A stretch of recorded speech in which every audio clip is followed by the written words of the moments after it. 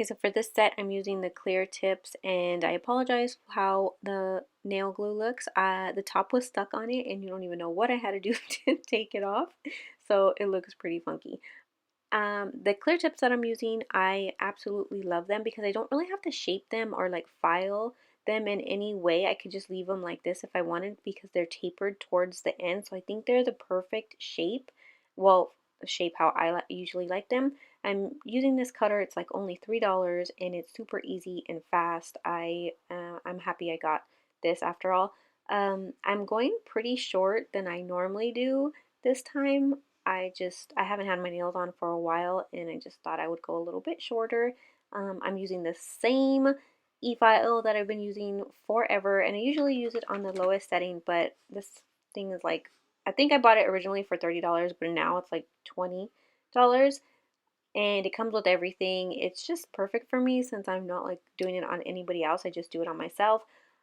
I do like using this brown sanding band. I just feel a lot more comfortable with that. So what I'm doing is I'm just kind of, usually I just want to file the edges, both the edges of the nail tip, and then kind of go over where I put the glue so there's nothing shiny on the nail, and just kind of getting it ready. And then I'm going to put primer on my nails. I wanted to film how I prep my nail before I actually start putting the nail tips on and stuff, but I actually forgot because I know I've gotten questions on that, but I forgot. So I'll try to do it in my next video if I film another one. And I'm using the same brush. The last time I checked, it was sold out. Everything I use is super affordable and can be found on my Amazon page. I will have the link in the description box below if you want to check that out. And usually I'm just doing a clear here.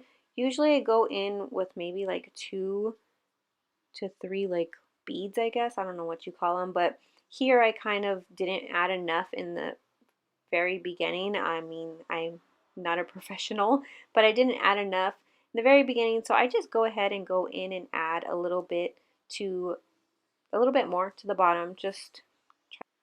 I just want to make sure there's a decent amount on there, but I do actually like my nails really thin. I don't have a problem with them breaking ever, especially since I started doing them myself.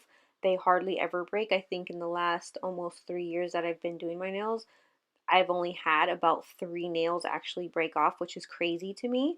But I don't know if it's like because I'm prepping them better, I'm using better stuff. I'm not sure, but I don't ever have a problem with them breaking or lifting either. So I'm very happy doing them myself. And then I just usually add another top bead to the top of my natural nail. And I kind of want to get it as close to the cuticle as possible, and then just wiping off any remaining because I don't want a lot stuck to my skin because then it takes forever to sand it after. And basically doing the same thing with this one.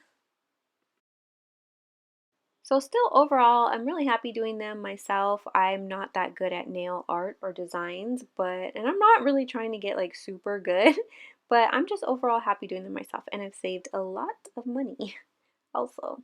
So sometimes after the acrylic it can look pretty crazy, but usually even sometimes thick or lumpy, but usually I have a little bit more confidence after I get the file and start filing them. So here I'm just shaping them. I kind of go under the nail and then kind of bring it up to get the shape that I want. I like them a little bit more tapered towards the end. Yeah, I usually get a little more confidence when it comes to sanding because they start to really come together. Yeah, so then I'm just going to take the brown sanding band again and go. I usually use the edge of the brown sanding band, as you can see, and I usually go around my cuticle maybe once or twice. I try not to do it too much because I don't want to cut myself, but I don't want any acrylic sticking to my skin because that's going to cause lifting. So I just want to make sure it's clean around there, and then I'll just lay the band flat and kind of go in back and forth motions from the top to the bottom. I usually do this because it usually takes care of pretty much any problems. I just go maybe once or twice from the top to my bottom, and the nail usually looks really good to me, and I really don't need to do anything else. So I just like doing that motion. And again, I just use this brown sanding band because I feel really comfortable with it. Like I'm gonna cut myself less, and I'm not scared to go around my cuticle with it because I know it's not gonna just like cut me right away or be too sharp. So I really like this band. And again, I use this on the lowest setting normally. Sometimes I'll raise it a little bit, but I'm pretty comfortable doing it on the lowest setting of this thing, and it is usually enough for me. So I really don't have to raise it or anything. I really wanted to find my white nail polish, but I could not find it anywhere. I don't know what happened to it. So I wanted to use white, but I ended up using this, I don't know, this lightish cream color. So first I forgot to show the color I put first, but I applied that polish first. It's just like a clear pink, and I didn't cure it, and then I'm going in with the cream color and just making these little lines. I seen on Instagram somebody do this, like you're not supposed to cure it, you're just supposed to put the lines down and wait for it to kind of smear out a little bit. This is the first time trying this design. I clearly need a little bit more practice because they were a little shaky. I don't know if the lines were supposed to be like full on straight. I don't think they're supposed to be even. I don't know. I just need a little more practice with this design, but I thought it was kind of cool. I just wanted to try it anyways. Again, my first time trying it. So after I put the cream color, I'm going to cure it for about 60 seconds. I did kind of do them one by one because I didn't want them to like expand too much and blend too much into each other. I was a little scared of that, so I kind of just put the cream little lines and then waited until I liked how far spread out they were and then kind of cured it so it would stay that way. Then after the design was cured for 60 seconds, I just applied a clear top coat and cured that again for 60 seconds.